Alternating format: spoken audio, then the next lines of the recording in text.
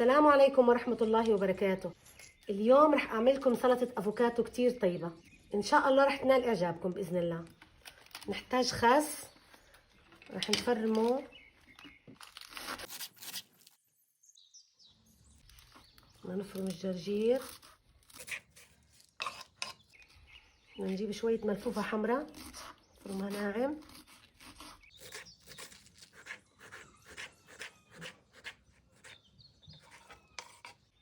نعناع أخضر ونفرمه،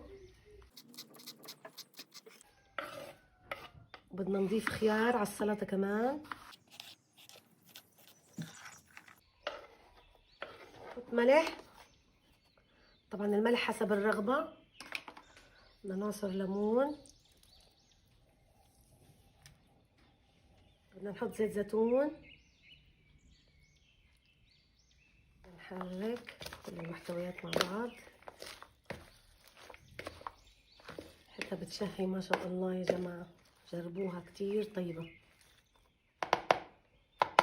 هلأ هاي حبة أفوكاتو بدنا نقطعها مكعبات، نسكب السلطة اللي عملناها فيه. طبعا انتو رح تزبطوا الملح تبعها والليمون على ذوقكم. هاي هون بنحط الأفوكاتو على الوجه شوي هيك،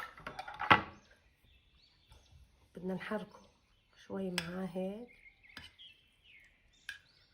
نحركه شوي عشان ياخد طعم الحمض والليمون والملح والزيت،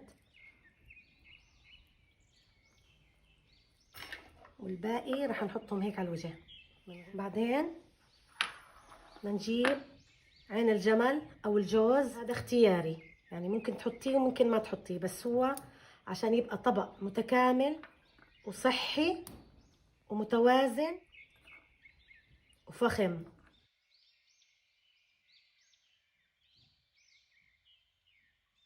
إذا عجبكم الفيديو ما تنسوا تدعمونا باللايك والشير والسبسكرايب علشان يوصلكم كل شي جديد إن شاء الله.